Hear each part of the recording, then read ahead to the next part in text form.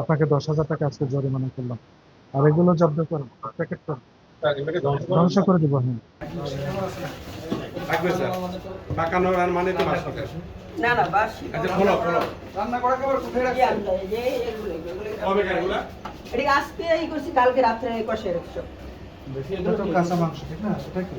যে এটা কালকে রাত্রে কষে রাখছি বলুন মানে রান্না করা মাংস কাঁচা মাংস একসাথে না না এটা তালে দালে এক লাগা হয়ে পড়ে একই ফ্রিজে একই ফ্রিজে রাখছেন মানে আর ওগুলো কি বোতলে কি? পুরানি বোরহানি কাঁচা মাছ মাংসের সাথে রাখা যায়? এটা তালে দালে কাঁচা মাছ মাংস রেখেছেন না? এইটি করে আচ্ছা বুরহানি এটা কি আপনি প্রস্তুত কবে করছেন এটা? না আমরা প্রস্তুত করে এটা কে আমরা প্রস্তুত কিনা করে?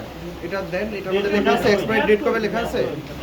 না এটা কালকে এই করছি এটা তো এক্সপায়ারি ডেটও লেখা আছে লেভেলিং। এটা আপনি কিনে এনেছেন না? এটি তো এটি কিছু নেই না না এই সব খালি মাল মানে এমনি কিছু নেই শোনেন, কাঁচা মাংসের সাথে ব্যাকটেরিয়া থাকে।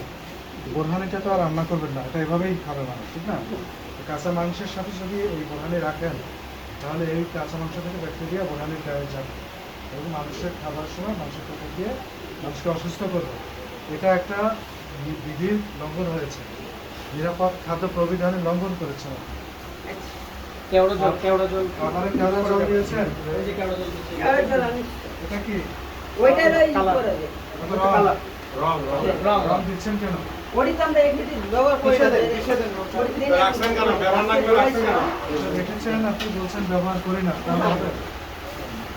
ব্যবহার না করে রাখছেন কেন এই আপনাকে জিলেবি বানান না না না আমরা তো আচ্ছা আপনারা আমার বাংলা বলবি এটা কি পেঁয়াজ ভাজা না এটা? জি এটা প্লিজ এটা আপনাদের দেখলাম অনেকগুলো ভাজা আছে। কয় দিনের জন্য ভাজেন একসাথে? এটা 2 দিন 3 দিন 2 দিনের এটা আপনি ভাজবেন কেন? 2 দিন এটা আপনি তো প্রতিদিন একটা প্রতিদিন করবেন। এই যে দেখেন এখানে একটা প্যাকেট, এখানে একটা প্যাকেট, নিচে আপনার প্যাকেট।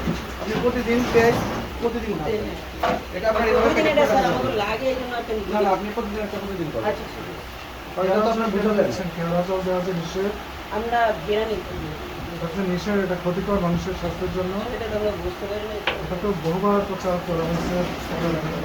কেওড়া জল দিচ্ছেন, রং দিচ্ছেন, এটাই তো রং আমরা এই ক্ষতিকর। করি না রংটা এটা ওই এক্সট্রা করে আনি আপনি বাজার থেকে ব্যবহার না করে পানি দিয়ে গড়িয়েছে, এটা দুটোই অপরাধ করেছে।